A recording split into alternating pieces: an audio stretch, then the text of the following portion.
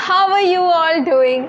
I hope you all are all right, and today we are going to start up with the most important thing. आज हम जो है बहुत ही important topic start करने वाले हैं. इनफैक्ट क्वेश्चंस करने वाले हैं अपने मिड टर्म एग्जामिनेशन के, मतलब कि सैम्पल पेपर जो आपका आया है उससे क्वेश्चंस प्रैक्टिस करेंगे. ठीक है, सो सभी तैयार हैं. बहुत इम्पॉर्टेंट क्वेश्चंस हैं ये, जिनके मिड टर्म एग्ज़ाम्स हो चुके हैं उनके लिए भी, और जिनका भी नेक्स्ट एग्ज़ाम साइंस का है उनके लिए तो है ही इम्पॉर्टेंट. ठीक है, सो देखो, जिसके हो चुके हैं उनके आगे बोर्ड्स तो होंगे ही ना. सो सभी तैयारी ज़रूर रखना. इन क्वेश्चंस में जितने भी आपको हर एक सब्जेक्ट के सैम्पल पेपर जो मिल रहे हैं, एक भी क्वेश्चन को मत छोड़ना. बहुत इम्पॉर्टेंट टॉपिक है. ठीक है, मतलब बहुत इम्पॉर्टेंट क्वेश्चंस होते हैं ये. ठीक है, so this is your practice question paper of mid term examination 2022-23. ठीक है, सो आपके जैसे क्वेश्चन पेपर होता है उसी पैटर्न पे बेस्ड है जो आपका क्वेश्चन पेपर होगा. ठीक है, मैक्सिमम मार्क्स 80 एंड 3 आवर्स की यहाँ ड्यूरेशन होती है. ठीक है, हिंदी मीडियम इंग्लिश मीडियम दोनों मीडियम्स में आपको ये मिल जाएगा. मतलब एक ही आपको PDF मिला है, उसी में हिंदी मीडियम भी है, उसी में इंग्लिश मीडियम भी है. सो ये जनरल इंस्ट्रक्शन है जो कि सभी को पढ़ लेनी चाहिए. अपना एग्ज़ाम देने से पहले ये इंस्ट्रक्शन ज़रूर पढ़ा करो. उससे आपको पता लग जाएगा कि किस तरीके से आपको इन पर्टिकुलर क्वेश्चंस के आंसर देने हैं. ठीक है, so first of all the question paper comprises 4 sections A, B, C and D. कितने सेक्शंस है क्वेश्चन पेपर में? 4 सेक्शंस हैं. There are 36 questions in the question paper. All questions are compulsory. देखो कितने क्वेश्चंस हैं? 36 क्वेश्चंस टोटल. आपके question paper में 36 questions हैं और हर एक क्वेश्चन को अटेम्प्ट करना कंपल्सरी है. ठीक है, आपको जितना आता है. मान लो देखो, कुछ क्वेश्चंस हो सकते हैं ऐसे जो आपको ना आते हों. ठीक है, सिंपल सी बात है, हो सकता है. लेकिन आपको कहीं ना कहीं अगर देखो, जितने क्वेश्चंस आपको अच्छे से आते हैं पहले उनको अटेम्प्ट करो. ओके, और फिर जिन क्वेश्चंस में डाउट है उनके बारे में कुछ सोचो. ओके, कुछ ना कुछ तो आप लिख के आओगे. सो हर एक क्वेश्चन को अटेम्प्ट करो. हाफ मार्क 1 मार्क कुछ ना कुछ तो मिल जाएगा. या फिर आपको डायग्राम बनाना आता है साइंस में तो वो भी इम्पॉर्टेंट है. डायग्राम से भी मार्क्स मिल जाते हैं. ठीक है, सो सेक्शन ए में क्या है? Question number 1 to 20 section A के अंडर आएंगे. All questions and parts thereof are of 1 mark each.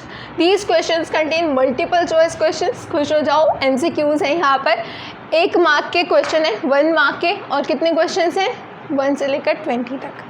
Very short answer question and assertion reason type question, जहाँ पर बहुत सारे बच्चों को थोड़ा डर भी लगता है. ठीक है, असर्शन रीजन टाइप क्वेश्चंस को जो है स्ट्रॉन्ग कर लेना.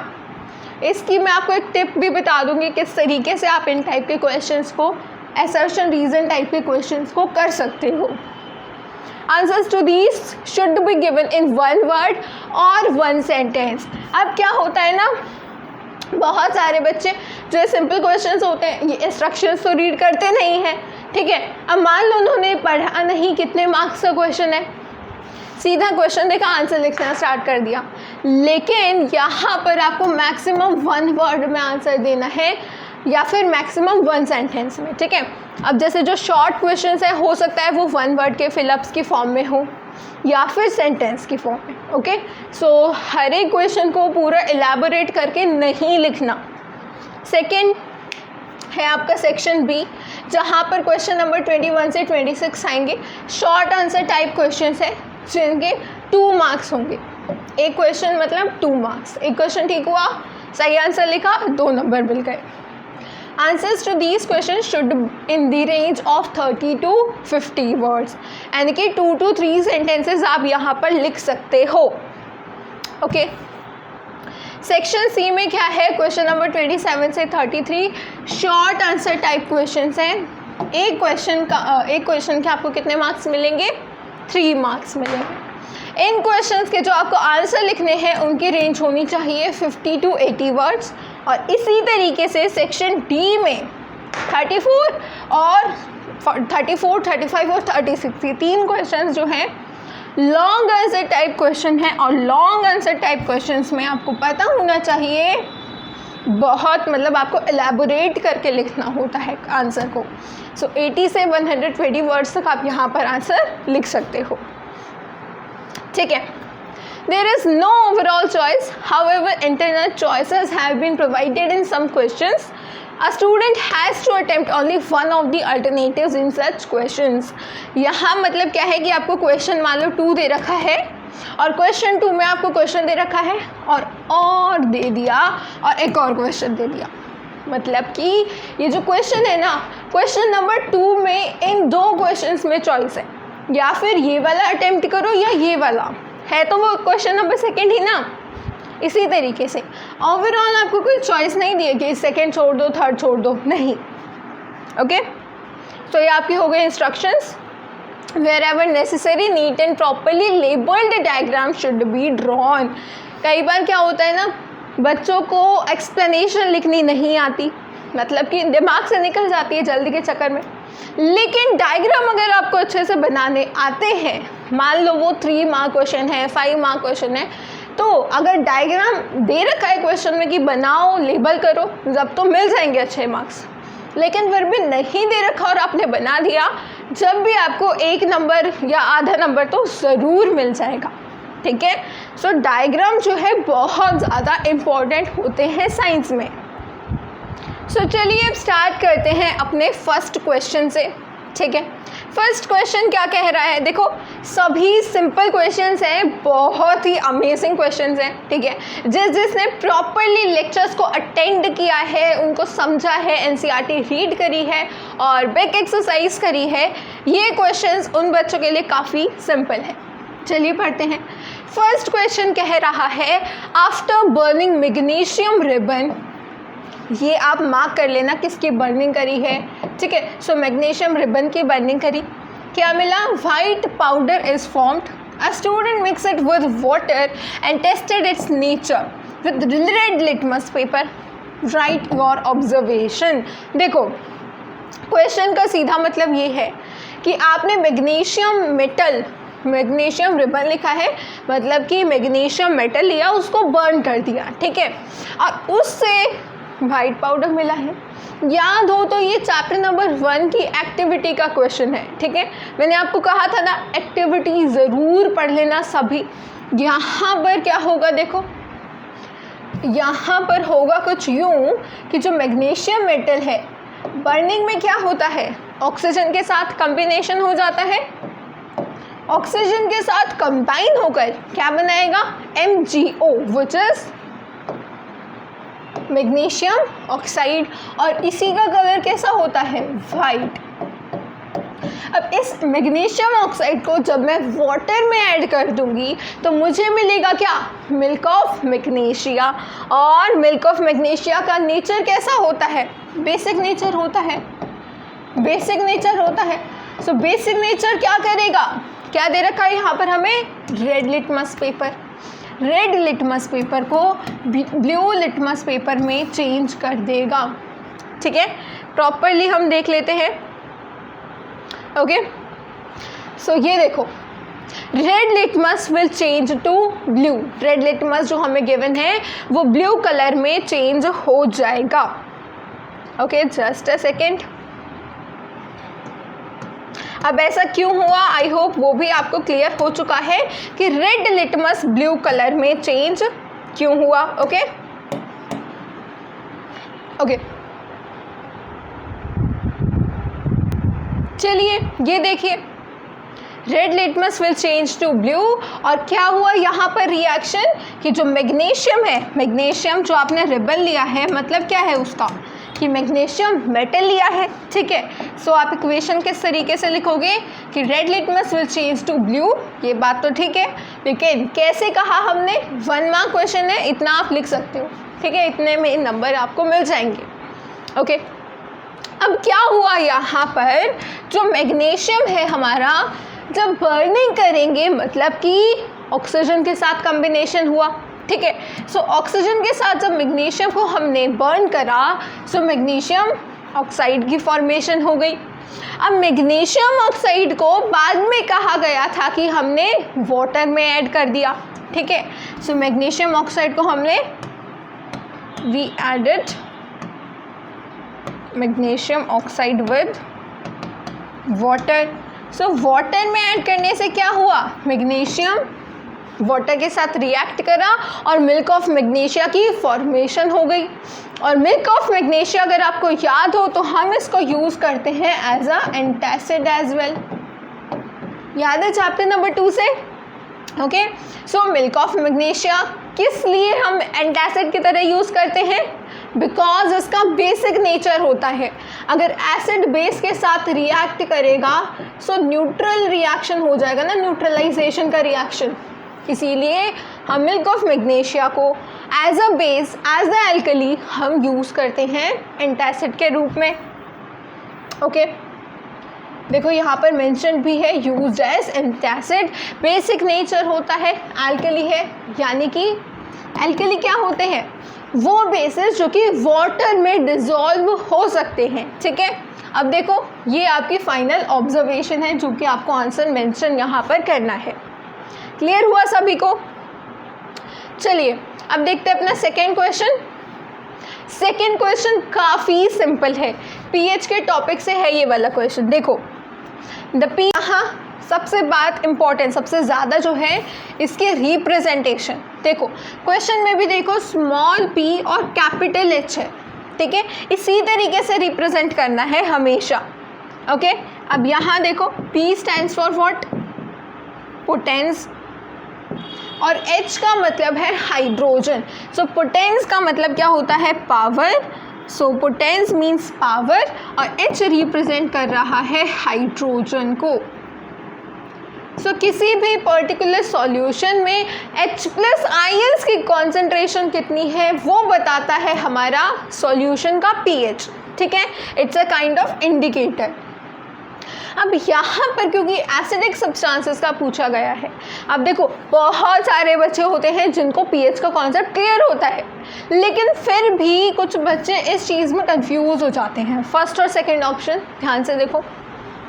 फर्स्ट ऑप्शन कह रहा है 1 to 7, second is saying 0 to 6, third is saying 0 और मोर देन 0 बट बिलो 7, 0 और more than 0 but below 7, okay, and fourth one is saying more than 7। अब यहाँ पर देखो एक क्वेश्चन कह रहा है एक ऑप्शन कह रहा है 0 से 6 तक रेंज लाई करेगी, थर्ड ऑप्शन कह रहा है 0 भी हो सकता है या फिर 0 से ज़्यादा है या फिर 7 से कम है, मतलब कि 0 होगा या 0 से ज़्यादा होगा लेकिन 7 से कम ही रहेगा। और फोर्थ ऑप्शन क्या कह रहा है, 7 से ज़्यादा। तो सबसे पहले तो आप इन दो ऑप्शंस को एक्सक्लूड कर सकते हो। किन दो ऑप्शंस को? फोर्थ को जो कह रहा है मोर देन 7, सो क्लियर होना चाहिए मोर देन 7 होता है बेसिस का, और 1 to 7, अब यहाँ पर 7 आ गया और ऊपर से 0 को इंक्लूड नहीं करा। 7 तो न्यूट्रल का होता है और 0 वाला क्या होता है, एसिड्स का होता है, सो ये भी एक्सक्लूड हो गया। अब ध्यान देने वाली बात आती है सेकंड और थर्ड ऑप्शन में। सो जल्दी से रिवाइज कर लेते हैं पीएच का कॉन्सेप्ट। ये देखिए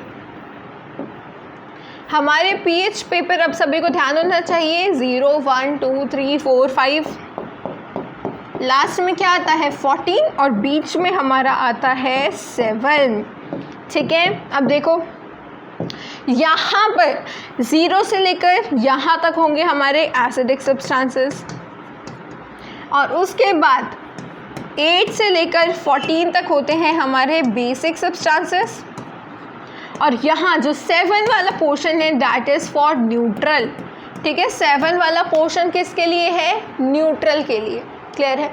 सो जिस तरीके से हम 0 से 7 आगे की तरफ बढ़ेंगे अब पूरे पीएच पेपर पे आप याद रख सकते हो कि जैसे ही हम आगे बढ़ते हैं 0 से लेकर 14 की तरफ बढ़ते हैं, H प्लस आयंस की जो कॉन्सेंट्रेशन होती है वो डिक्रीज होने लगती है।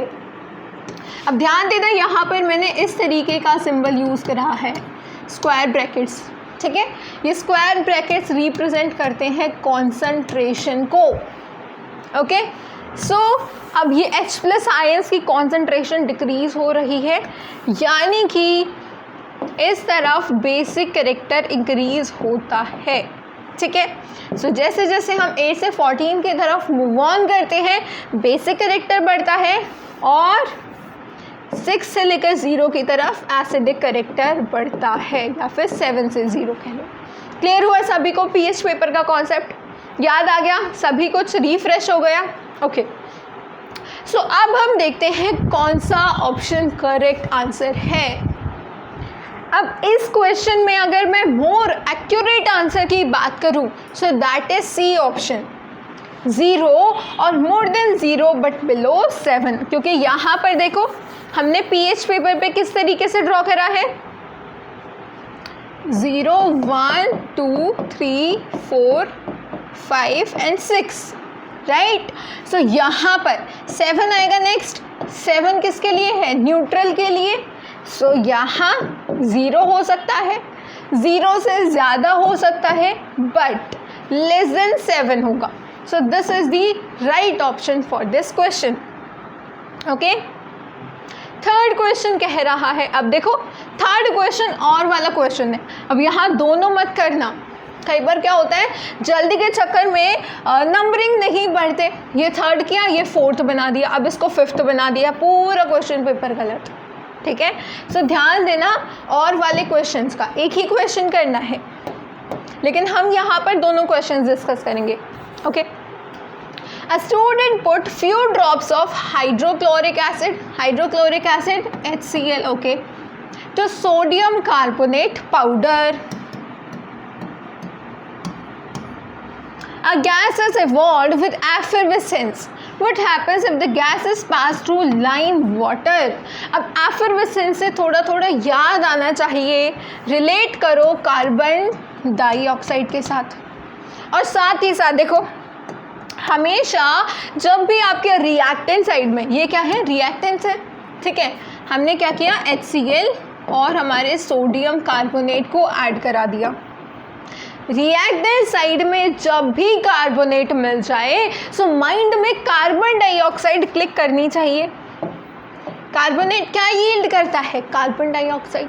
और हमने क्या किया? ये क्या है? कार्बन डाइऑक्साइड गैस है, ओके। कार्बन डाइऑक्साइड को जब हम लाइम वाटर से पास कराएंगे तो क्या होगा? ये सारी ऑब्जर्वेशंस ऑलरेडी हमने क्लासेस में डिस्कस कर रखी हैं, बट फिर भी देखो इस क्वेश्चन का आंसर क्या होगा। ये देखिए गैस कौन सी रिलीज होगी? CO2 गैस, वो मैंने आपको बता दिया। कौन सी गैस रिलीज हुई है? CO2 gas, okay. CO2 gas कैसे बताया? कार्बोनेट। अब देखो अगर आपको रिएक्शंस अच्छे से याद है तो बहुत अच्छी बात है, लेकिन फिर भी अगर कोई डाउट रहता है रिएक्शंस में, सो कार्बोनेट जैसे ही आ गया कार्बन डाइऑक्साइड के साथ रिलेट करो, ओके। सो ये क्या है हमारा? Calcium hydroxide plus carbon dioxide. ये आपको दूसरा रिएक्शन दिखा रखा है, यहाँ हमें ध्यान देना है इस रिएक्शन पे। Na2CO3, this is what? Sodium carbonate. अब यहाँ पर हमने क्या किया? हाइड्रोक्लोरिक एसिड को ऐड कर दिया, ठीक है। सो फॉर्मेशन किस चीज़ की हो गई? कैल्शियम कार्बोनेट की, सॉरी Na2CO3 प्लस 2HCl। इसको हम रिमूव कर देते हैं यहाँ से, ओके।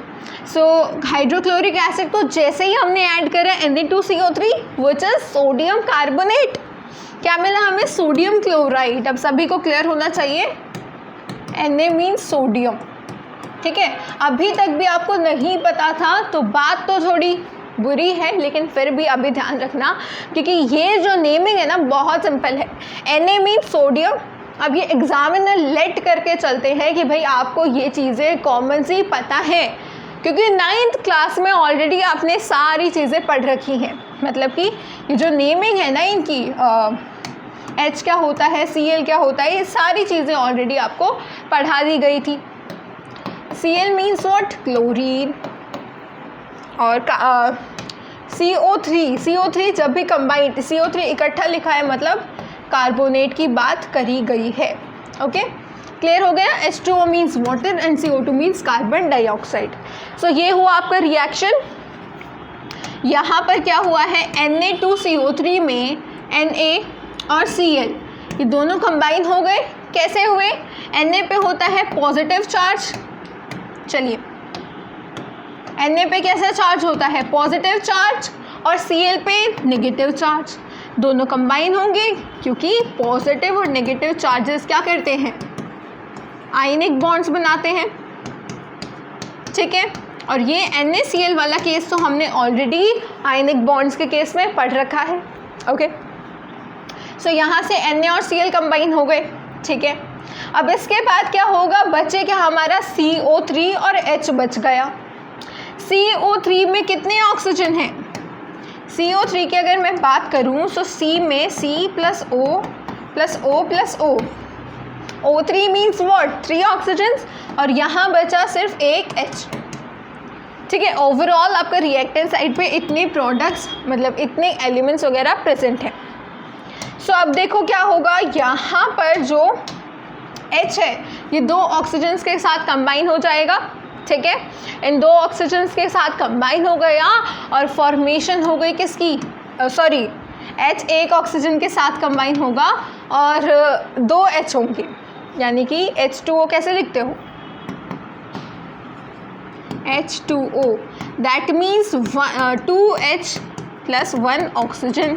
ठीक है, सो यहाँ ध्यान से देखो 2HCl है, मीन्स 2H प्रेजेंट है इस साइड में, और H2O, अब 2H आ गए, मतलब कि एक H एटम आधा ऑक्सीजन कह सकते हो, क्योंकि H2O में क्या है, 2H एटम्स आएंगे जब भी एक ऑक्सीजन लेंगे, यानी कि 2H एटम्स आएंगे एक ऑक्सीजन ले लेंगे। क्लियर हुआ, ये क्या बन गया, H2O। ओके, और बचा क्या हमारे पास, 2 ऑक्सीजन बचे और एक कार्बन बचा। सो अब क्या होगा, CO2 की फॉर्मेशन हो जाएगी यहाँ से। क्लियर हुआ, सो जैसे CO2 प्लस H2O बन गया और साथ ही साथ आपके NaCl की भी फॉर्मेशन हो गई। समझ आया सारा कॉन्सेप्ट। चलिए दोबारा देख लेते हैं, काफ़ी इंपॉर्टेंट चीज़ है। चलिए, हमारे पास रिएक्शन था Na2CO3 प्लस HCl। अब इनको ब्रेक करो सभी को, Na plus Na plus C plus O plus O plus O। ये कैसे लिखा मैंने, CO3 3 O atoms and 1 carbon and 2 Na 2 है ना, सो 2 Na, साथ में क्या ऐड हो गया, HCl, और यहाँ बैलेंसिंग करोगे तो क्या आ जाएगा, बैलेंसिंग करोगे तो 2 आ जाएगा। दैट मीन क्या है हमारे पास, H plus H, 2 H atoms होंगे और 2 ही Cl के एटम्स होंगे। ठीक है, इतनी बात क्लियर हुई। अब आगे देखो, अब यहाँ पर ये जो सोडियम है, ये दोनों सोडियम इन दोनों क्लोरीन्स के साथ बॉन्ड फॉर्मेशन कर लेंगे। ठीक है, ये जो आपका क्लोरीन है, कैसे करेंगे, क्योंकि क्लोरीन के पास -1 का चार्ज होता है और सोडियम के पास +1 का चार्ज होता है। समझ आया, सो नेगेटिव चार्ज और पॉजिटिव। अब देखो ध्यान से समझो, यहाँ H और H था, ठीक है, H और H पे +1 का चार्ज होता है। H पे अगर कभी भी अगर H बनेगा भी positive negative charge, so mainly H पे पॉजिटिव चार्ज आता है। सो पॉजिटिव और पॉजिटिव की कॉम्बिनेशन तो नहीं हो सकती, सो पॉजिटिव और नेगेटिव जाकर कंबाइन करते हैं। सो क्या बन गया आपकी प्रोडक्ट साइड पे, क्योंकि 2 Na एटम से तो कितने Cl, 2 Cl थे, 2 Na थे, तो कितने NaCl बनेंगे, 2 NaCl बनेंगे प्लस। अब इन Na को हटा देते हैं हम रिएक्टेंट साइड से, क्योंकि ऑलरेडी हमारे प्रोडक्ट साइड पे चले। अब यहाँ पर 2H एटम्स हैं और H2O के फॉर्मूले से हमें पता है 2 H एटम्स कंबाइन करते हैं एक O एटम्स के साथ, यानी कि H2O की फॉर्मेशन के लिए यहाँ से ये दोनों H एटम्स चले जाएंगे और एक O एटम को ले लेंगे। तो किस चीज़ की फॉर्मेशन होगी? एक H2O की फॉर्मेशन होगी, क्योंकि हमारे पास H के एटम्स कितने हैं, समझ आया? सो यहाँ से 2 H एटम्स और एक O एटम कंबाइन होकर H2O बना लेंगे। सो H और H को भी हटा दो, H और O को, बचा क्या? C+2O। क्या बना? एक कार्बन है और 2 ऑक्सीजन है, CO2। ठीक है, सो CO2। सो किसी भी रिएक्शन को रटना नहीं है, इस तरीके से समझना है, हमेशा याद रहेगा ना आप सभी को। सो ये क्या है आपका फाइनल रिएक्शन। ठीक है, ये क्या है? Final reaction. Sodium carbonate HCl के साथ ऐड करा, so water CO2 and NaCl की फॉर्मेशन हो गई। ठीक है, सो समझ आया कौन सी गैस रिलीज हुई? CO2 गैस रिलीज हुई। और CO2 गैस ही क्या शो करती है? लाइम वाटर को CO2 गैस क्या कर देती है? मिल्की कर देती है।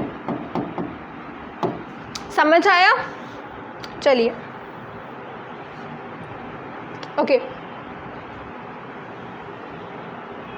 सेकेंड आपका जो और वाला क्वेश्चन है वो भी देख लेते हैं। और वाला क्वेश्चन हमसे पूछ रहा है what is neutralization reaction. Neutralization reaction के बारे में, is it easy to perform this reaction to get neutral compounds. अब देखो, न्यूट्रलाइजेशन रिएक्शन की डेफिनेशन क्या होता है, सारी चीज़ें हमने डिस्कस कर रखी हैं। इसके लिए मैं आपके पास लूँगी एक सिंपल सा एग्जांपल NaOH प्लस HCl का। अब यहाँ से अगेन Na पे पॉजिटिव चार्ज एंड OH पे नेगेटिव चार्ज, H पे पॉजिटिव चार्ज, Cl पे negative charge. Na will combine with Cl and OH पे नेगेटिव चार्ज है, it will combine with this H। Product क्या होंगी? NaCl प्लस H और 2 OH हो गए, मतलब OH प्लस H क्या हुआ? H2O। अब ये क्या है आपका? देखो NaOH क्या है? बेस है, sodium hydroxide, and HCl is what? Hydrochloric acid है। ओके, सो दोनों की कॉम्बिनेशन हुई, क्या बना? NaCl versus common salt, sodium chloride क्या बना? सॉल्ट बना, और साथ में वाटर। यानी कि जो न्यूट्रलाइजेशन रिएक्शन होते हैं ये एसिड और बेस के कॉम्बिनेशन से एक न्यूट्रल प्रोडक्ट की फॉर्मेशन होती है, which is salt and water, इनकी फॉर्मेशन होती है। ओके, सो इसी को हम क्या बोलते हैं? Neutralization reaction. एंड ये रिएक्शन परफॉर्म करना इजी नहीं होता, क्योंकि इन आयंस की जो कॉन्सेंट्रेशन है उनको मेंटेन करके रखना इज़ नॉट इजी। ठीक है, देख लेते हैं डेफिनेशन क्या है। Neutralization reaction is reaction between an acid and a base. ठीक है, एसिड और बेस के बीच का जो रिएक्शन है that is known as neutralization reaction. और किस चीज़ की फॉर्मेशन होती है हमारे पास? सॉल्ट और वाटर की फॉर्मेशन। ठीक है, एग्जाम्पल लिया था ना हमने NaOH का और HCl का। ठीक है, सो ये आप डेफिनेशन लिख सकते हो और ये रहा आपका एग्जाम्पल। ओके, ठीक है, ओके। सो मूव ऑन करते हैं अपने फोर्थ क्वेश्चन पे। First, second, third question I hope आपको अच्छे से क्लियर हो चुके हैं, समझ आ रही है सारी चीज़ें। ओके, सो फोर्थ क्वेश्चन क्या कह रहा है? ये बायो का क्वेश्चन है। अभी तक हम कर रहे थे केमिस्ट्री के क्वेश्चन, अब आ गया हमारा बायोलॉजी का question. What is involuntary action? Which part of the brain generally controls these movements? Involuntary action जल्दी से रिकॉल करो, वो एक्शन जो कि हम जो है मतलब सोच के नहीं करते। एक होते हैं हमारे वॉलंटरी एक्शंस। वॉलंटरी मीन्स जो हम अपने सोच विचार से, जैसे मैं बोल रही हूँ, टंग की मूवमेंट है, टंग की जो मूवमेंट हो रही है वो मेरे अकॉर्डिंग हो रही है, मैं जो चाहती हूँ मैं वो बोल पा रही हूँ, है ना। और जैसे हैंड की मूवमेंट हुई, जैसे मैं लिख रही हूँ, सो ये क्या है? हैंड की मूवमेंट है। सो ये सभी मूवमेंट्स होती हैं वॉलंटरी। और इनवॉलंटरी की हम बात करें सो उस टाइप के एक्शंस, उस टाइप की मूवमेंट्स जो कि हमारे कंट्रोल में नहीं होती। सो कौन सा ब्रेन का पार्ट है जो कि इन एक्शंस को रेगुलेट करता है, मतलब इनको जो है कंट्रोल करके रखता है। ये देखिए, ये रहा आपका लास्ट क्वेश्चन का ये पार्ट रह गया था। ओके, आंसर 4 क्या है? Actions which takes place without consciousness or willingness of an individual are involuntary actions, जिनको हम जो है पर्टिकुलरली चाह के नहीं करते। अब जैसे स्टमक की मूवमेंट है, अब स्टमक की मूवमेंट हमें कब पता कब हो रही है, क्या हो रहा है, हम कहते हैं स्टमक ठीक है अब तू रुक जा, अब मूवमेंट शो कर, ऐसा नहीं होता ना। That mean that is an involuntary action. समझ आया सभी को? ओके अब ब्रेन का कौन सा पार्ट है? मेड्यूला ऑब्लंगेटा, जो कि हमारे इनवॉलंटरी एक्शंस को कंट्रोल करके रखता है, ठीक है, विच इज़ ब्रेन स्टेम। ठीक है, सो हमेशा याद रखना इनवॉलंटरी एक्शंस, इनवॉलंटरी एक्शंस जो है कंट्रोल करता है हमारा मेड्यूला ऑब्लंगेटा। और इस बात को जो है कई बार अपनी नोटबुक में नोट कर लो, हर एक पार्ट से क्वेश्चन आपके आ सकते हैं। जैसे बॉडी पोस्चर कौन सा ब्रेन का पार्ट मेंटेन करता है, फीलिंग ऑफ हमारी जो सेंसेशन होती है, फीलिंग ऑफ फुलनेस, ठीक है। अब ये सारी चीज़ें इंपॉर्टेंट है कि कौन सा ब्रेन का पार्ट हमारा कंट्रोल करता है। समझ आया? Okay, 5th question, silver chloride turns grey in sunlight to form. Okay, अब सिल्वर क्लोराइड याद आना चाहिए सभी को, AgCl, फोटोलिटिक डिकम्पोजिशन, ठीक है। सनलाइट की प्रेजेंस में क्या होगा? फोटोलिटिक डिकम्पोजिशन होगी। और किस चीज़ की फॉर्मेशन होगी? अब समझ आ जाना चाहिए, मैंने जब हिंट ही दे दी आपको, डिकम्पोजिशन। डिकम्पोजिशन मतलब एक रिएक्टेंट होगा, फर्दर ज़्यादा प्रोडक्ट्स में ब्रेकअप होगा। और लाइटिक का तो मीनिंग ही होता है ब्रेक डाउन, ठीक है। और फोटो मीन्स लाइट, सो फोटोलिटिक मतलब कि लाइट की प्रेजेंस में जो ब्रेक डाउन हो रहा है। क्लियर हुआ? सो यहाँ आपके प्रोडक्ट्स क्या बनेंगे? Ag+Cl। ओके, सो ग्रे किस वजह से होता है? ऑफकोर्स ही बात है, सिल्वर मेटल की वजह से ये ग्रे हो जाता है। पहले कलर कैसा होता है? वाइट कलर होता है ना, या कोई और कलर होता है? ठीक है, सो वाइट कलर होता है। चलिए 6th क्वेश्चन क्या कह रहा है? Synthetic indicator that gives pink colour in basic nature compounds. सबसे पहले बात आई आपकी सिंथेटिक इंडिकेटर, वो इंडिकेटर्स जो नेचुरल इंडिकेटर्स नहीं होते, नेचर से हमें डायरेक्टली ऑब्टेन नहीं होते, that mean they are what? Synthetic indicators, ठीक है। अब सबसे पहले तो यहाँ जितने भी नेचुरल इंडिकेटर्स हैं उनको हटा दो। देखते हैं नेचुरल इंडिकेटर्स कौन से। देखो, अब यहाँ टर्मरिक तो वैसे ही हट गया, टर्मरिक क्या हो गया? नेचुरल। अब पिंक कलर जो दे रहा है बेसिक नेचर में, याद हो तो फिनोलेप्थिलीन के बारे में हमने पढ़ा है कि फिनोलेप्थिलीन एक ऐसा इंडिकेटर है जो कि हमें पिंक कलर देता है। किस में? बेसिक कलर के बेसिक नेचर के सॉल्यूशन में। समझ आया? सो आंसर क्या हो जाएगा? C, फिनोलेप्थिलीन। क्लियर हुआ? यहाँ से इस क्वेश्चन से आपको क्लियर हो जाना चाहिए कि जो आपको एसिड्स बेसिस में जो इंडिकेटर इतने सारे मैंने आपको बताए थे ना, वो सभी याद करने के लिए बताए थे।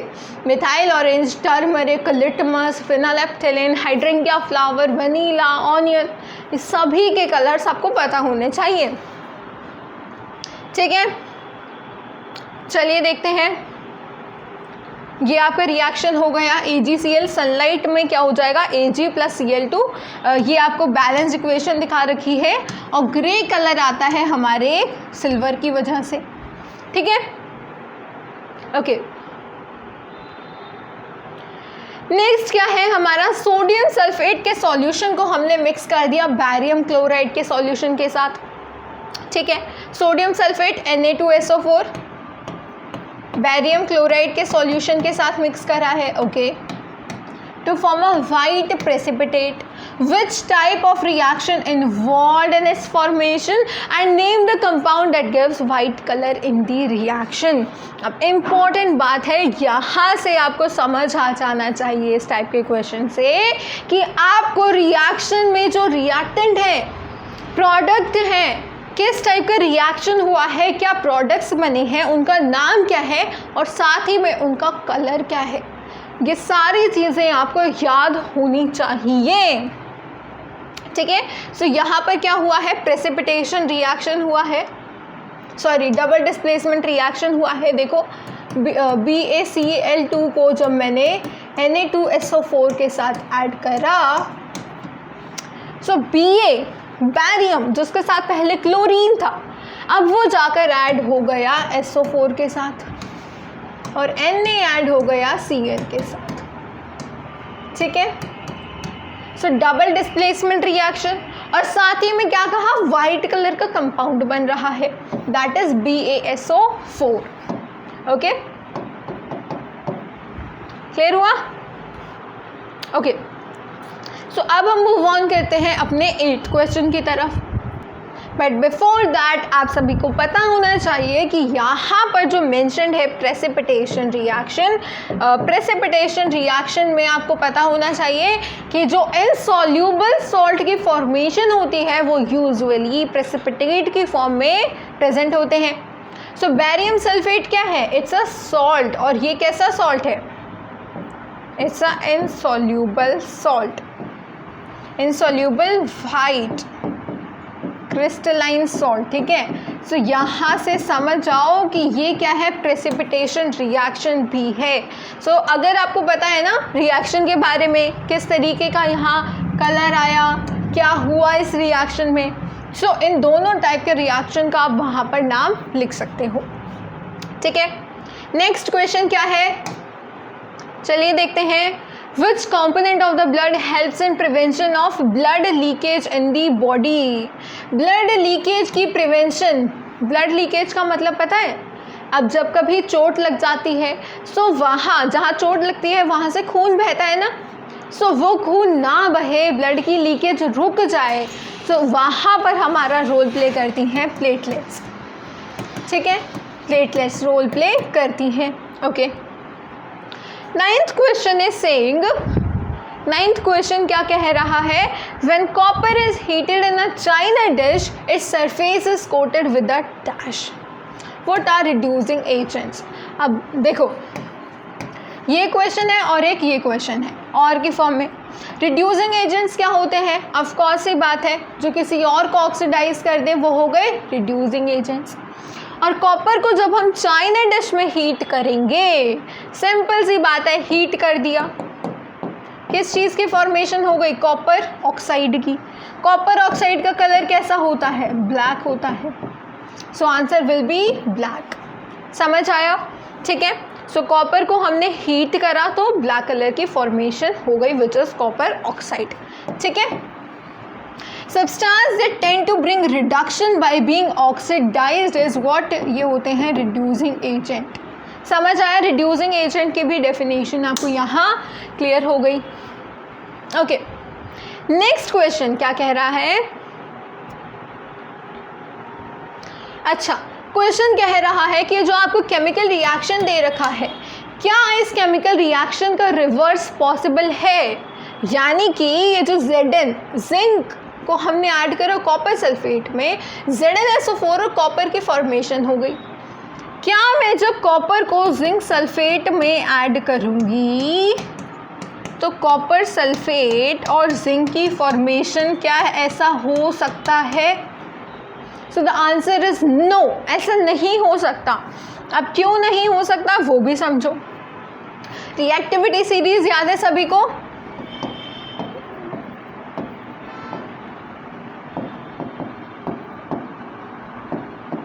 याद है ना सभी को?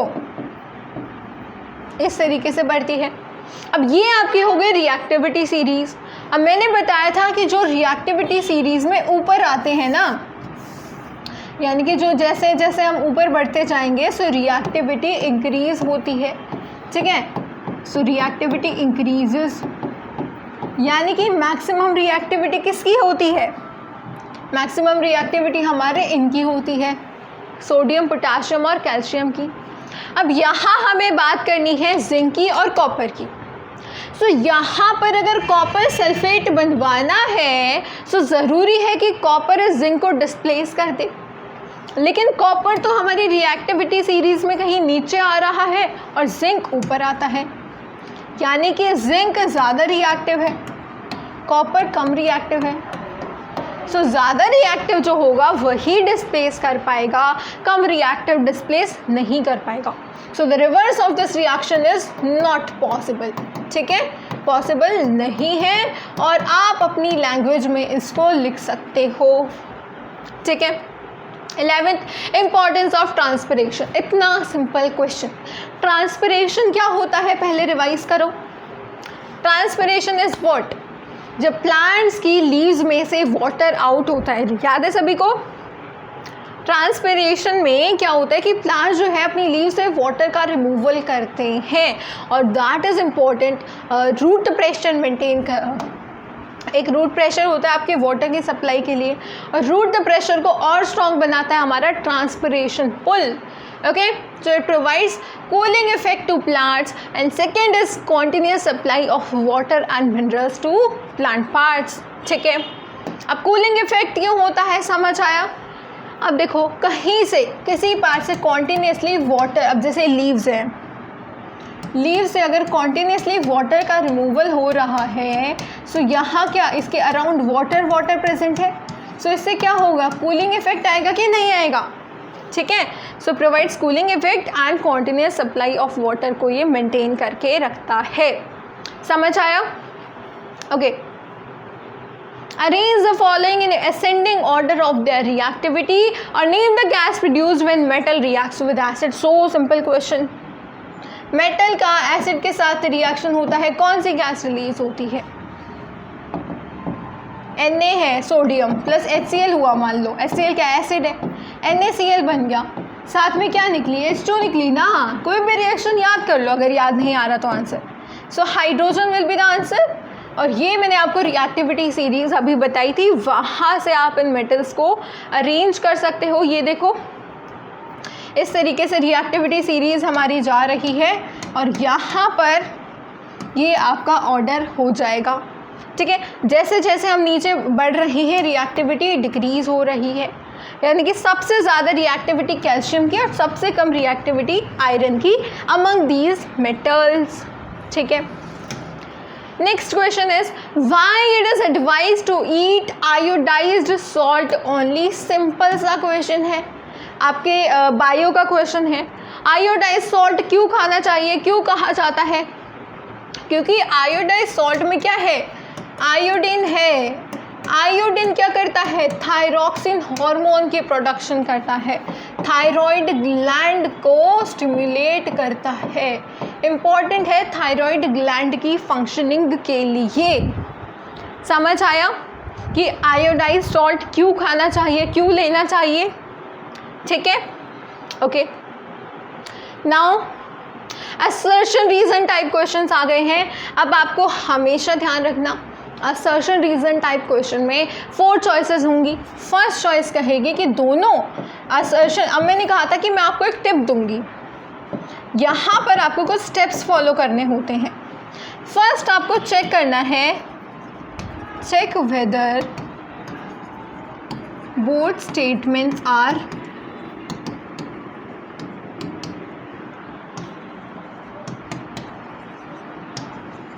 पहले चेक करो कि दोनों स्टेटमेंट्स क्या दोनों सही हैं या कोई एक गलत है।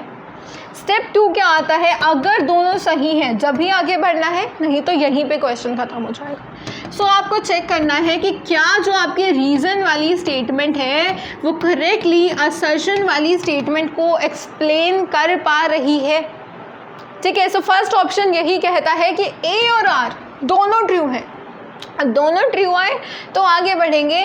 आर जो है करेक्ट एक्सप्लेनेशन है असर्शन की, reason is correct explanation for assertion. And second option है कि ए और आर दोनों ही ट्रू हैं लेकिन reason is not correct explanation of assertion. Third में है असर्शन ट्रू है लेकिन रीज़न फॉल्स है, ठीक है।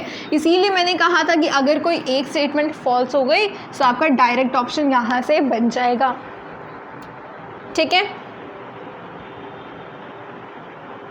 ठीक है, फर्स्ट क्वेश्चन क्या है, गैलियम और सीजियम जो है वो मेल्ट कर लेते हैं जब hold some piece of them in your hand.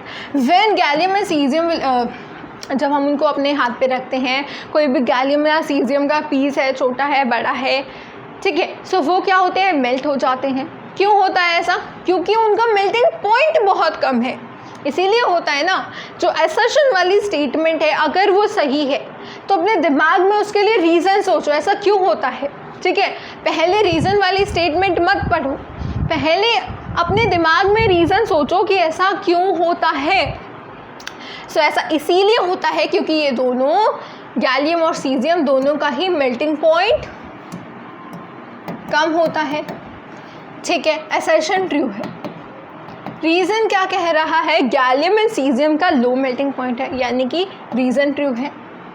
अब देखो रीज़न जो हमने कहा था कि लो मेल्टिंग पॉइंट है वो यहाँ पर मेंशन्ड है, यानी कि option A will be the correct answer, okay.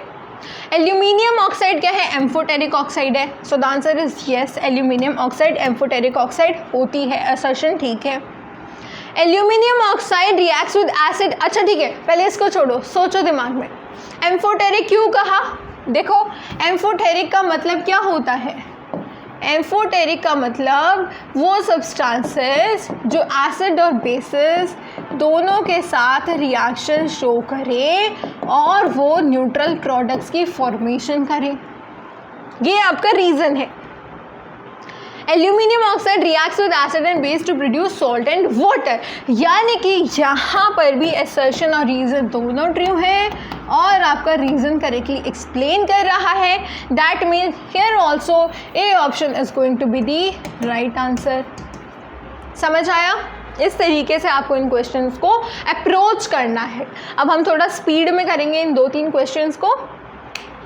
Pancreas is essential for maintenance of glucose level in blood, glucose level हमारा पैंक्रियाज मेंटेन करता है और मेनली ग्लूकोज लेवल को मेंटेन करने वाला होता है हमारा इंसुलिन हार्मोन, और क्योंकि इंसुलिन हमारा पैंक्रियाज सिक्रीट करता है इसीलिए पैंक्रियाज एसेंशियल है। Insulin is released by specialised group of cells located on it, okay, देखते हैं। समझ आया? हमारा इंसुलिन कहाँ पे प्रोड्यूस होता है, पैंक्रियाज में। सो ये बात वही है जो हमने रीज़न सोचा था कि क्योंकि इंसुलिन जो है पैंक्रियाज हमारा बनाता है, दैट इज़ वाई हमारा पैंक्रियाज रिस्पॉन्सिबल है ग्लूकोज लेवल को मेंटेन करने के लिए। दैट मीन यहाँ पर भी हम कह सकते हैं कि option A is the correct answer. Both A and R true and reason explain assertion correctly, ठीक है। Now 16th question is objective और eye piece of a telescope has a large aperture, eye piece of a telescope gathers more light from distant object to form a bright image of distant object. अब ये वाला जो question है ये आपका telescope के ऊपर है, ठीक है। टेलीस्कोप जो है आपको हायर क्लासेस में पढ़ना होता है, सो ये आपका आउट ऑफ सिलेबस है, सो इस क्वेश्चन को आप छोड़ सकते हो, ओके। नेक्स्ट आए हमारे 17 से 20 क्वेश्चंस, 17 से 20 नंबर के क्वेश्चन जिनके फर्दर 5 सब पार्ट्स हैं। You are expected to answer any 4 sub parts in these questions, ठीक है। 4 सब पार्ट्स आपको सॉल्व करने हैं, यहाँ हम सभी करेंगे, ओके। ये रहा आपका रिएक्शन, आपको गिवन है फर्स्ट क्वेश्चन में। Read the following and answer any 4 questions from 17(1) to 17(5). Reaction is which a single reactant. अब ये रिएक्शन ऑब्जर्व करो पहले कि रिएक्शन है आयरन सल्फेट को हीटिंग प्रोवाइड करी, so iron oxide plus sulphur dioxide, sulphur dioxide यहाँ पर गैस हमें मिल गई। अब इस रिएक्शन के ऊपर कोई बातें लिख रखी हैं यहाँ पर। एक रिएक्शन जो कि सिंगल रिएक्टेंट में ब्रेक डाउन हो जाता है 2 से दो या फिर दो से ज़्यादा प्रोडक्ट्स की फॉर्मेशन करता है, that is decomposition reaction. Yes, और इसी का अपोजिट में अगर ऐसे कर दूँ, मान लो ये हमारे रिएक्टेंट बन जाए और ये हमारा प्रोडक्ट बन जाए, सो इस टाइप के रिएक्शन को मैं कहूँगी कॉम्बिनेशन रिएक्शन। समझ आया क्या कहा मैंने? Opposite of decomposition reaction is combination reaction. Okay, the decomposition reaction takes place only when the energy in the form of heat, electricity or light is supplied. electricity की form में electrolytic decomposition, heat की form में thermolytic decomposition and light की form में is photolytic decomposition। समझ आया? Okay, example ये रहा आपके पास, ठीक है, हीट करा यानी कि थर्मोलिटिक डिकम्पोजिशन है। Which of the following gas has a smell of burning sulfur? burning sulfur की मतलब जो स्मेल होती है वो किस गैस के पास है? फर्स्ट क्वेश्चन ये है। सेकेंड है which chemical reaction takes place only in presence of electric current, यानी कि electrolytic decomposition.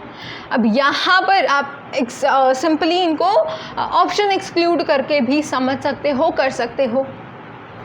electrolytic electrolysis of water is what?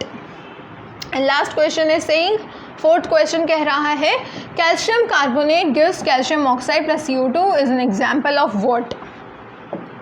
okay, fifth question is saying when lead nitrate crystals are heated in test tube the brown fumes are formed of. again the question is on the basis of color of the compounds। reactant का colour हो सकता है आपको पता हो, product का colour important है, आपको पता होना चाहिए।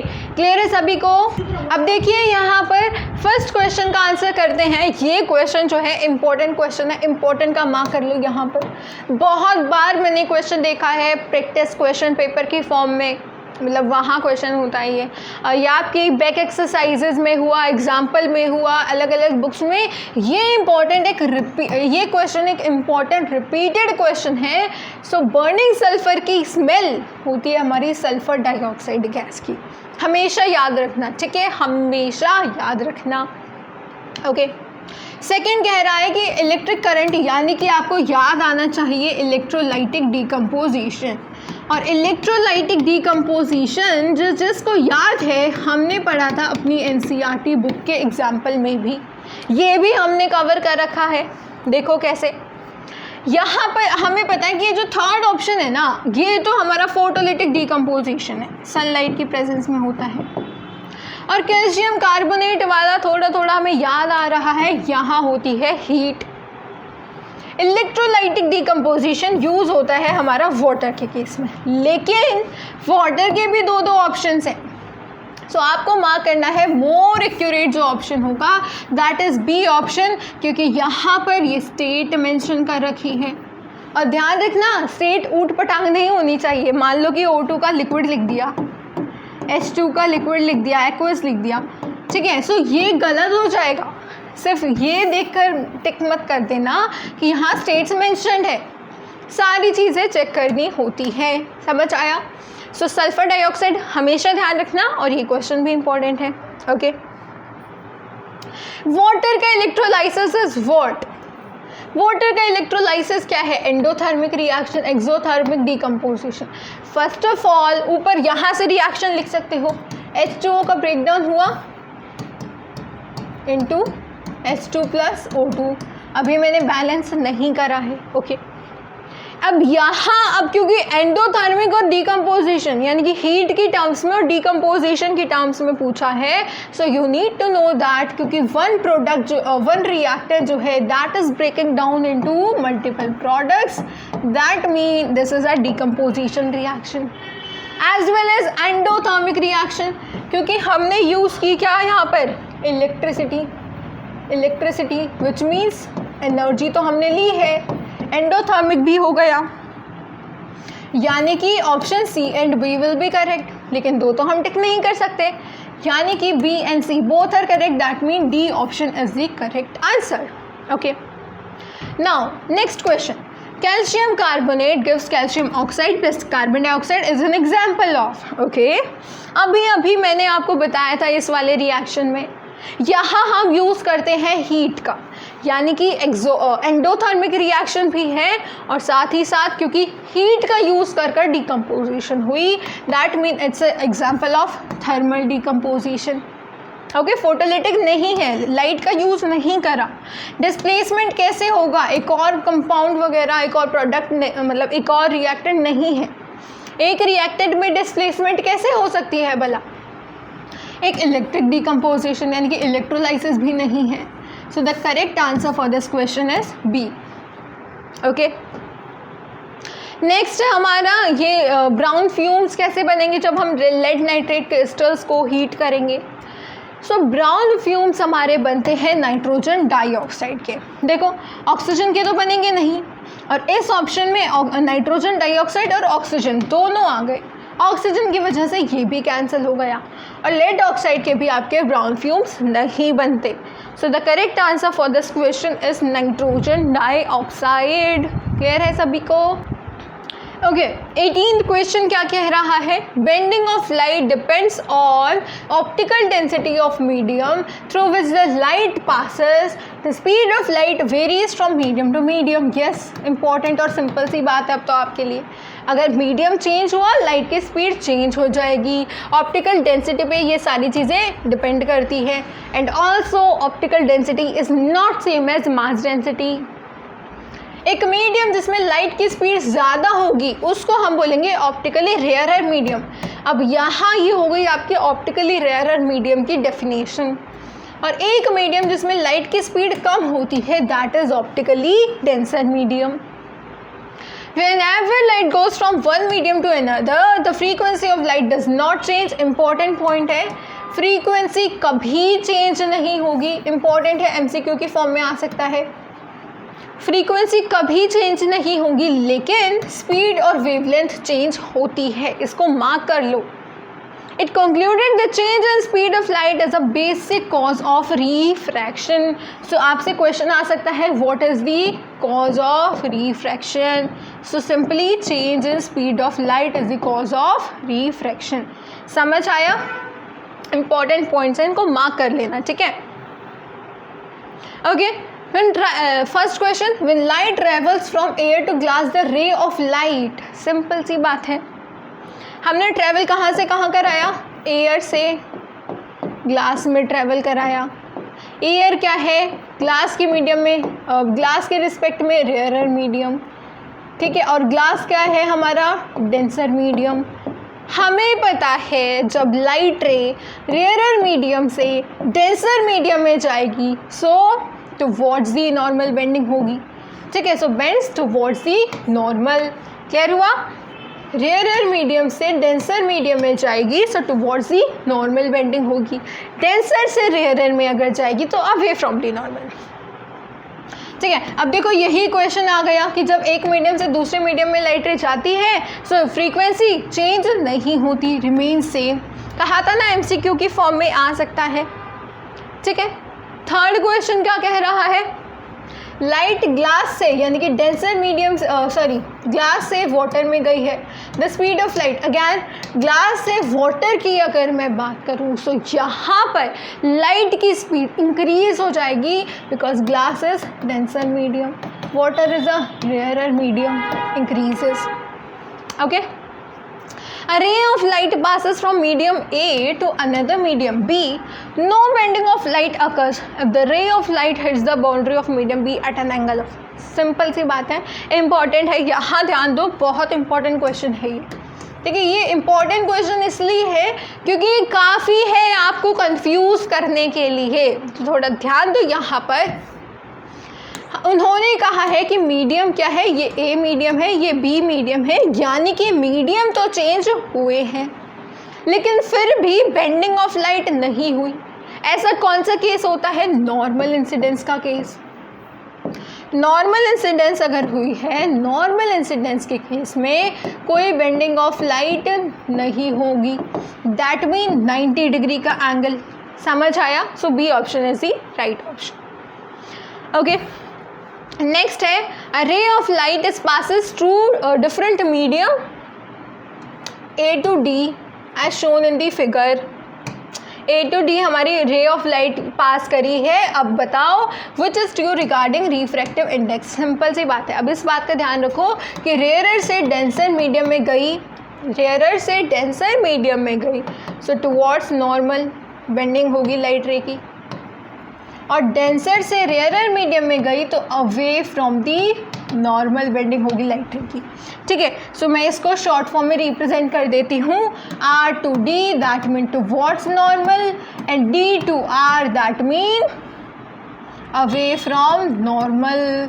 ठीक है, समझ आया। अब देखो फर्स्ट ऑफ ऑल ये टुवर्ड्स नॉर्मल हुई, ए से बी में टुवर्ड्स नॉर्मल हो गया, ये अवे फ्रॉम नॉर्मल और ये अवे फ्रॉम नॉर्मल। ये देखो मतलब कि ए से बी में जो है टुवर्ड्स नॉर्मल आपकी बेंडिंग हुई है, ए से बी में आपकी टुवर्ड्स नॉर्मल बेंडिंग हुई है, यानी कि B is more denser than A.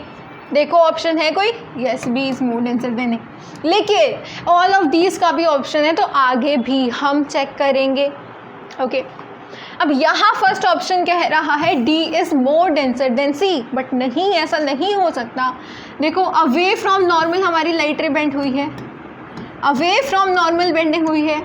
Away from normal में हमें पता है कि हमेशा जब डेंसर मीडियम से रेयरर मीडियम में लाइट रे जाएगी सो अवे फ्रॉम नॉर्मल होगी, that mean C is more denser than D.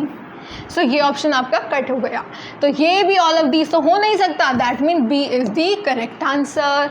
B is more denser than C, ये भी देख लो क्यों नहीं है। अब यहाँ हमें पता है सी ज़्यादा डेंसर है बी से, क्यों? क्योंकि देखो लाइट रेयरर मीडियम से डेंसर मीडियम में गई, इसीलिए टुवर्ड्स नॉर्मल यहाँ पर बेंडिंग हुई है। ठीक है, so C is more denser than B. एक second, C is more denser than B. एक सेकेंड, देखो यहाँ पर सी अगर ज़्यादा डेंसर होगा बी से सो यस टुवर्ड्स नॉर्मल आपकी बेंडिंग होगी, और टुवर्ड्स नॉर्मल बेंडिंग आप यहाँ देख सकते हो, ये आपको शो कर रखी है। क्लियर है सभी को? सो ऐसे कंफ्यूज नहीं होना, पहले ही लिख लेना कि टुवर्ड्स नॉर्मल क्या है, अवे फ्रॉम नॉर्मल क्या है। ओके, सो 19th क्वेश्चन क्या कह रहा है? Baking powder is used in cooking to make the cake spongy, crispy pakoras. Although baking soda is also produces carbon dioxide in heating, but it is not directly used in cooking because it makes the taste slightly bitter. देखो baking powder को हम use करते हैं cooking में ताकि हम अपने cake को स्पॉन्जी बना सकें, क्रिस्पी पकोड़ास बना सकें, लेकिन बेकिंग सोडा भी तो कार्बन डाइऑक्साइड रिलीज़ करता है हीटिंग पे, बट हम बेकिंग सोडा को यूज़ नहीं करते। दैट इज़ बिकॉज क्योंकि अगर वो हम यूज़ करेंगे सो स्लाइटली बिटर टेस्ट आ जाता है, इसीलिए जनरली हम माइल्ड एडिबल एसिड को मिक्स कर देते हैं बेकिंग सोडा के साथ। और जब माइल्ड एडिबल एसिड को हम मिक्स कर देंगे सो एडिबल एसिड मिक्स करने से एक तो हमें कोई नुकसान नहीं पहुंचेगा एसिड से, और बेकिंग पाउडर बन जाएगा। ओके, अब जब बेकिंग पाउडर को हम बेकिंग पाउडर को जब हम हीट करते हैं, when baking powder is heated, NaCO3 decomposes to give CO2, which makes bread and cake soft and spongy. Mild edible acids help to remove bitter taste due to formation of sodium tartarate. Okay, अब यहाँ हमने NaCO3 क्या है, ये है हमारा baking soda. Baking soda में हमने एसिड ऐड कर दिया, हमारा क्या बन गया, sodium salt of the acid, यानी कि बेकिंग पाउडर आपका फाइनली बन जाएगा। ठीक है, NaCO3 क्या है, sodium hydrogen carbonate. Sodium hydrogen carbonate is produced using sodium hydrogen carbonate NaSCO3। आपको पता होना चाहिए रिएक्शन किस तरीके से हम फॉर्मेशन करते हैं। NaCl का यूज़ करते हैं क्या, यस करते हैं। कार्बन डाइऑक्साइड का यस करते हैं। क्या क्या यूज़ करते हैं, NaCl plus H2O plus CO2 plus NH3, इससे बनेगा हमारा sodium hydrogen carbonate. That mean for this question first question के लिए D option is the right option. समझ आया? ओके, नेक्स्ट क्वेश्चन है the gas release during heating of sodium hydrogen carbonate. अब अभी तो हमने पढ़ा था कि सोडियम हाइड्रोजन कार्बोनेट की हीटिंग करेंगे कार्बन डाइऑक्साइड रिलीज होगी, so A option is the correct option here. The edible acid added to the sodium hydrogen carbonate to make baking powder. Edible acid. अब सबसे पहले आपको ढूंढना है edible acid, उसके बाद चलेंगे आगे। सो देखो सेकेंड ऑप्शन कह रहा है डाइल्यूट हाइड्रोक्लोरिक एसिड। कभी यूज़ कर सकते हो हाइड्रोक्लोरिक एसिड को? नहीं, सो ये कैंसिल हो गया। सो एनी ऑफ दीज, अब ये भी कैंसिल हो गया, ठीक है। टार्टरिक एसिड आप अभी अपने बुक्स में चेक करोगे तो भी आपको टार्टरिक एसिड दे रखा है, फॉर्मिक एसिड को भी हम यूज़ नहीं करते। The nature of sodium hydrogen carbonate कैसा होता है? बेसिक नेचर होता है। First option, sodium hydrogen carbonate is used to prepare cake because it makes the cake tasty, makes the cake sweet, makes the cake colorful, makes the cake soft and spongy। तो यहाँ देखो colourful की कोई sense नहीं है, colour के लिए use नहीं करते, स्वीट के लिए हम यूज़ नहीं करते, और टेस्टी का मेन नहीं है, मतलब सॉफ्ट और स्पंजी हमें केक को बनाना होता है। समझ आया? ओके अब ये देखो, अब ये है आपका question on the basis of our environment chapter.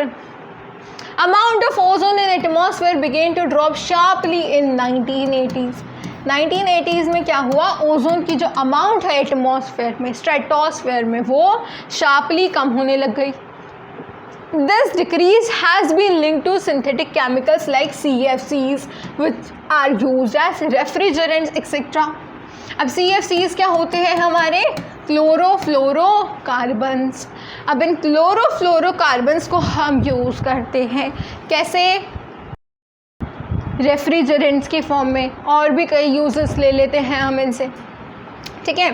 In 1987, the UNEP succeeded in forging an agreement to freeze CFC production at 1986 level। So क्या कहा गया कि 1986 लेवल, मतलब 1986 में जितना CFC की प्रोडक्शन है उसी पे फ्रीज कर दो, आगे प्रोडक्शन नहीं होनी चाहिए। Now it is mandatory for all manufacturing company to make CFC free refrigerators throughout the world। Okay?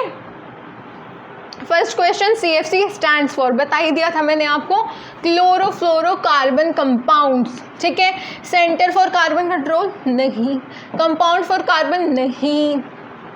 Single use plastic is harmful. Single use मतलब कि एक बार यूज़ करो फेंक दो, यूज़ एंड थ्रो प्लास्टिक वाले जो होते हैं। It promotes waterborne diseases. These are not easily recycled. These are not biodegradable. So important बात यहाँ आप देख सकते हो, सिंगल यूज़ जो आपके प्लास्टिक्स होते हैं वो हार्मफुल इसीलिए होते हैं because they are not biodegradable, ठीक है। बायोडिग्रेडेबल नहीं होते, साथ ही साथ हम उनको इजीली रिसाइकल भी नहीं करते, और वाटरबॉर्न डिजीजेस तो ये प्रमोट करते ही हैं। ओके CFC क्या कॉज करता है? CFC मेनली आपका ओजोन लेयर डिप्लीशन कर रहा है, ओजोन लेयर डिप्लीशन, ठीक है। और ओजोन लेयर डिप्लीशन से क्या होते हैं? ओजोन लेयर डिप्लीशन से हो रहा है आपके अगर आप ओवरऑल देखो तो स्किन डिजीजेस होते हैं, ठीक है। लेकिन यहाँ आपसे ये नहीं पूछा गया कि आप ओजोन लेयर डिप्लीशन से क्या होता है, ठीक है। आपको सिर्फ और सिर्फ बताना है कि CFC क्या कर रही है। Okay now ozone is what? Ozone का फॉर्मूला सभी को पता होना चाहिए, O3। O2 means oxygen and this is nascent oxygen. This is what? Nascent oxygen, ठीक है। And O2 is oxygen dioxygen. Okay which is not true about ozone? Okay, ozone is a poisonous gas. Yes it is. It is a colorless gas. Yes it is. It provides a shield of the earth's surface against UV rays of sun. ये भी ठीक है ज़रूर। It can cause skin cancer in human beings. No, ozone layer skin cancer नहीं कर सकती, बल्कि ozone layer की डिप्लीशन वो कर सकती है। सो द करेक्ट आंसर, क्योंकि हमसे इनकरेक्ट पूछा था, इनकरेक्ट स्टेटमेंट कौन सी है about ozone? So that is option number D, which states that it can cause skin cancer. समझ आया? ठीक है। सो यहाँ पर हमारा जो है सेक्शन ए कंप्लीट होता है, जहाँ पर हमने जो है MCQs वगैरह डिस्कस करें। ये जो केस बेस्ड क्वेश्चंस होते हैं काफ़ी ज़्यादा इंपॉर्टेंट होते हैं और ज़्यादा मुश्किल भी नहीं होते, स्कोरी क्वेश्चंस होते हैं। ओके, सो आपको कोई भी 4 क्वेश्चंस अटैम्प्ट करने थे, लेकिन हमने सभी क्वेश्चंस कर लिए।